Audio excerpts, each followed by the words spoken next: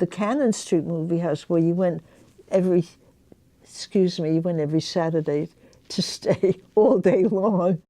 It was a pickle factory that had been abandoned, and it was like, it was as narrow as this room. It was like 20 feet wide, and everywhere you went, though, you always had an intermission where they sold you candy and anything that would make them money. They always had a little popcorn candy, anything.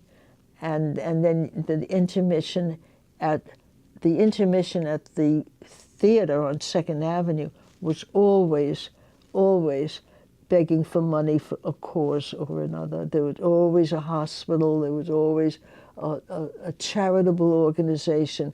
They put up the lights and they asked you to contribute, and when you did, they honored you. They clapped their hands, and it was a big show-offy deal that people, stood up and made a contribution. So that was also very typical of the Yiddish theater, but not the American. The American was just, was off the street and very homey.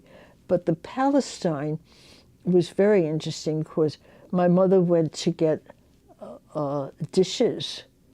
They give out dishes, and then you go every time you get a dish, and then you'd have a set of dishes. And they were rather nice looking, and right now they're very expensive if you can find them. And I don't know if it was called depression glassware or not, but that was very interesting. So my mother would drag me along. She wanted not so much to see the movie as to finish her set of dishes that she could open up on Passover.